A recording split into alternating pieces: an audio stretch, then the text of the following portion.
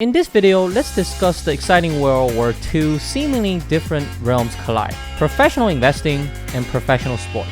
Now you might be wondering, what do these two worlds have in common? Well, stick around because we're about to uncover the fascinating parallels and the surprising connections between the two. Let's dive right in.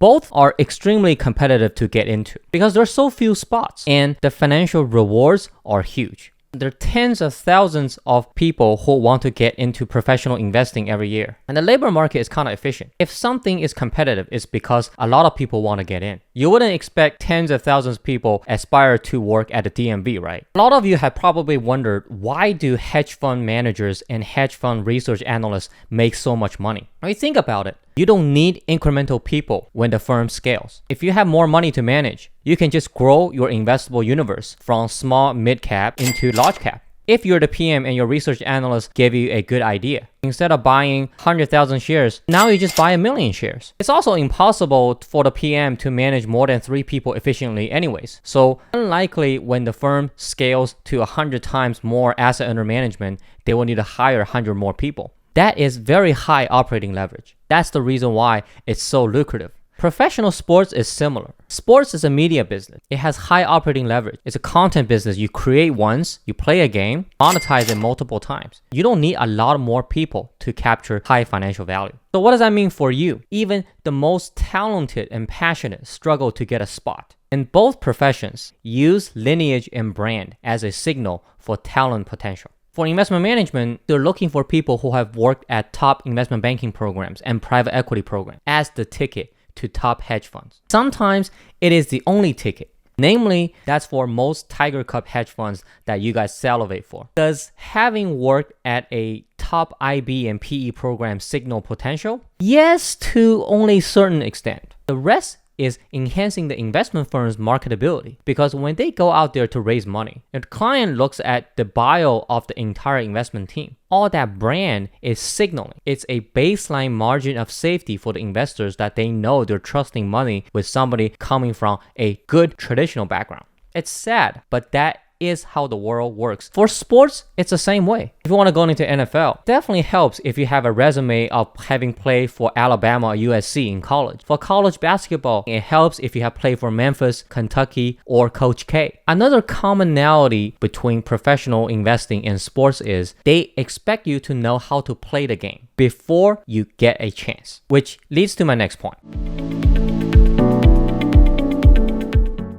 If you're already on the buy side or even in sell side equity research, how many times have you heard this line from a clueless prospect? Oh, I want to go to the buy side, man. Too many of you won't make it into the profession because you want the reward, but you don't want to deal with the pain. It doesn't just apply to this profession, of course. Let me give you an example. When I was an actuary, a lot of people who reach out to me on LinkedIn, they told me, oh, I love this job. It's so intellectually stimulating. I asked them, how many exams have you passed? And some of them didn't even know they need to take these really gruesome exams for 7 to 10 years before you get the credential. And some of the candidates very quickly got disinterested and ran out of questions to ask during these informational interviews. Okay, I personally wasted half an hour on these people. I get it. A lot of people want to pursue something but without having done the homework. And it's the exact same way in professional investing. Everybody are trying to find an easy way to something fancy without knowing what it takes. Investment firms don't want to train because they can just hire from investment banking or equity research that provide that foundational layer of training. But we all know IB and ER are both a grind in a different way.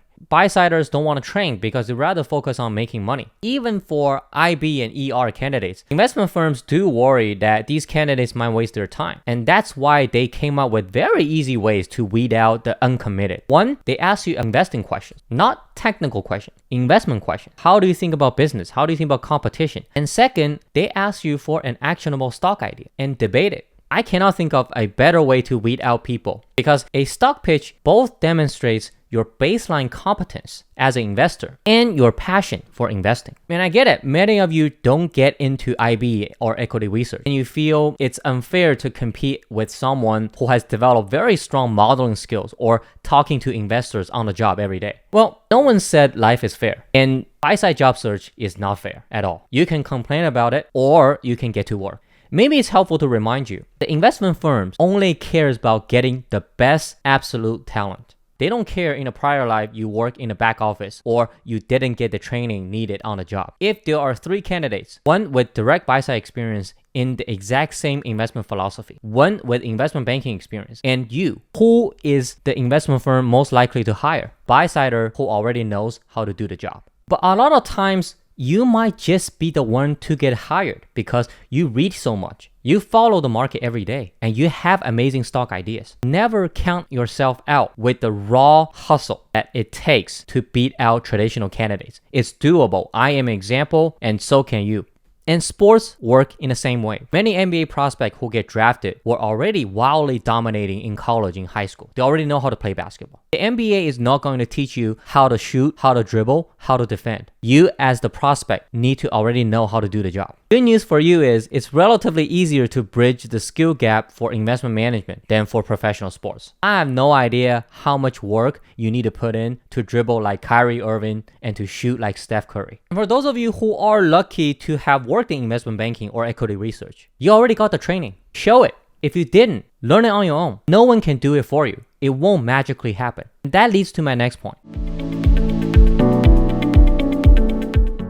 In professional investing and sports, you need to do the job even after you get the job. It is trivial, but a lot of people miss that point. Gordon Gekko will say, "You had what it took to get in my office.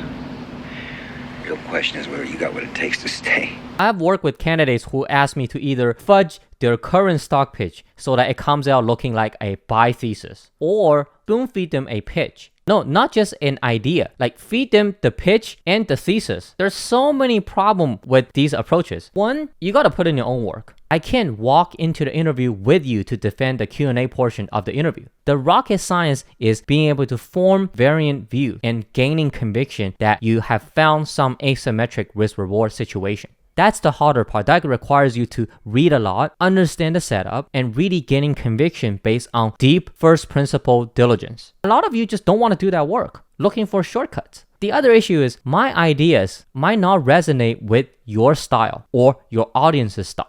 In the case of asking me to fudge your pitch into something actionable, you can't milk a dead cow. You can't change the estimates to make the stocks look cheap. It's intellectually dishonest. Any sensible professional investor will call you bluff the moment they see it. Your interviewer absolutely despises intellectual dishonesty because in this profession, we're not lying to each other. We're playing against the market. The market will tell you that you were wrong and you will lose money, and that is not a joke. That's another reason why investment firms requires a stock pitch, because they want to see you already know somewhat how to do the basic work. So once you start on a job, you will be just doing the job without any supervision and guidance. The right-minded candidates, they are already doing the buy-side junior analyst's job on their own before they started on the buy side. For the wrong-minded ones, they spend majority of their time scheming their way into the profession. Some do slip in, by the way, but that is a very dangerous mindset and approach. One of my MBA classmates, she has a similar background as mine, as in we didn't have any traditional background in investment banking, private equity, or equity research before MBA. She was super determined to get into investment management. Her approach was aggressively cold emailing hundreds of buy-siders each month without a stock pitch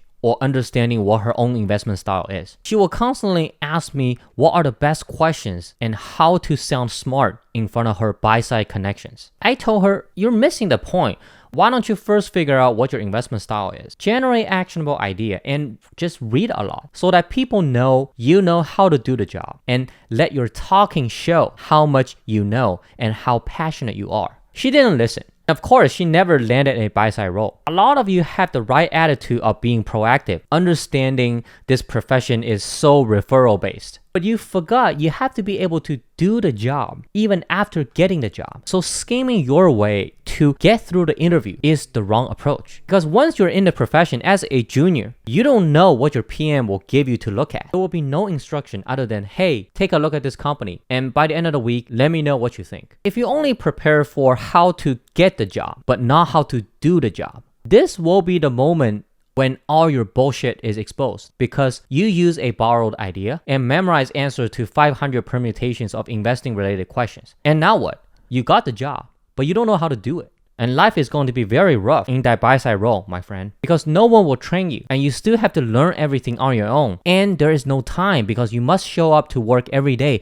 being a useful junior member of the team. And pro athletes work exact same way. They don't train only to nail the combine. They train to be a better athlete and a contributor to the team. For example, for NBA, there are only 5 players at a time on the court for one team. It's insanely competitive. I doubt anyone trains just to get drafted high. But if they did, I guarantee they didn't get to keep their roster spot for very long and faded away from the league very quickly. For your longevity as a professional investor, why not truly prepare to be a great investor starting today so that by interview time, the answers just come out naturally instead of being rehearsed? I never understand why some buy-side interviewees come to me and say how to prepare for the interviews. You don't prepare, it should just show because you've been doing it every day. If you truly claim you love what you are going to do. When someone asks for your investment philosophy, it should just be your investment philosophy, not some canned answers from an investment book or a fund letter. If I were the interviewer, I can easily tell just who wants the job versus who wants to succeed in the profession. It's not that hard to tell them apart. So start working on your game today, not after getting the job. And that leads to my next point. You need to work on your game constantly as an investor. Investing is not a job about doing. You're evaluated on the quality of your recommendation. Analysis, aka doing, is merely the input that should lead to quality recommendations. And the harsh reality is it's 100% measurable. Either you make money or you don't. To produce, just doing the job won't be enough. You need to work on your game on your own constantly. And even then, there is no guarantee you will be a star player because we have different aptitudes. If you ask a buy-sider, hedge fund or mutual fund, they will tell you they don't really have good work-life balance. They don't stop thinking about generating another idea, reading another book, learning about another business or trend. They know if they don't become a money-making contributor of the team, they will eventually be let go. If you aren't passionate about investing, you'll quickly realize every day on a job is like that time when you were preparing for buy-side interviews all over again. And now do you understand why is it so hard to get the job? Because it's a test of your commitment to becoming a better and better investor every day for the rest of your life. For most investment firms, toward the end of year 2 and going into year 3, you're expected to contribute to making money for the firm with your own ideas. Firms hire you to be analysts, but their goal is for you to be an independent idea generator sooner or later. And that's the same for pro sports. You might get drafted because you're physically talented or you thrive in a particular playing system in college. But at the pro level, you're suddenly playing against the Greek freak, Giannis, who's fast and strong. Guy is ridiculous. Or you have less than a second to throw the football before a 350-pound lineman who can run a 450 40-yard dash. They're coming at you at full speed. And a lot of these players, they just don't last. Some, they just aren't as physically dominating at the pro level anymore. Their knees gave out.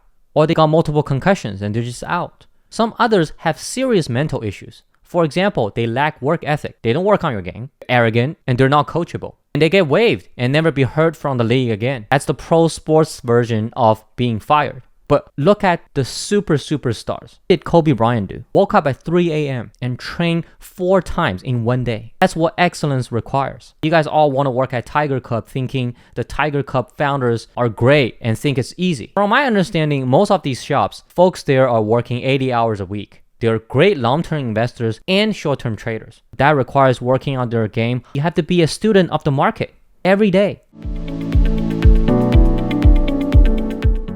Both professional investing and professional sports exhibit power law. There are only that many superstars in these professions. If you look at the hedge fund land, the chatter is always around the Tiger Cubs, Bill Ackman, Dan Loeb, David Tepper. Every market cycle, there are some random hedgies that make headlines with some monstrous 1-year to 3-year track record, but they're never heard back from again. Hedge fund returns are memoryless. By next January 1st, the scoreboard is wiped clean and they're back to the grind. So it's really impressive if someone has a track record of putting up strong numbers for 30 years with only a few down years. Those are the very few true legends. And most of you want to work for those legends only. But that's the problem. If breaking into investment management requires your A game, breaking into these firms requires a AAA game. The good work-life balance is just a mirage. And not just long hours, it's way higher stress than the long hours you endure in investment banking or in equity research. Because millions or even billions of dollars could be on the line just based on a few people's decisions, including yours. So again, do you want to die to go to heaven? And it's the same way for sports. As you study the commonality of superstar athletes, they're intense about absolute excellence, not just on themselves, but on their teammates. If you have watched Last Dance, the documentary about the Chicago Bulls, you know Michael Jordan's intense on himself, but on his teammates. His teammates hated him. If you look at the superstars, Tom Brady, Michael Jordan, Kobe Bryant, Tiger Woods, Roger Federer, Michael Phelps, I argue they are probably already naturally gifted. At the very elite level, talent is not enough. You have to outwork your competitors where a race can be decided in milliseconds or 1 or 2 points. And these superstars want to be the very, very best, not just by talking. They actually are the best because they work harder than even their gifted peers. Same thing with coaches. Bill Belichick, Phil Jackson, Greg Popovich, they just put up numbers. Most teams don't win multiple championships in 1 decade. Phil Jackson has won 11 championships. Greg Popovich has won 5. Bill Belichick has won 8 Super Bowls. Being a superstar has costs. Are you willing to pay the price? If not, that's fine. At least stop saying things without backing them with actions. Now, if you want to better understand what it actually takes to break into and do well in investment management, be sure to check out the 2 videos in the next screen. If you found this helpful, please give it a like and subscribe to my channel for future contents on equity research, business analysis, and career advice. I'll talk to you next time. Peace.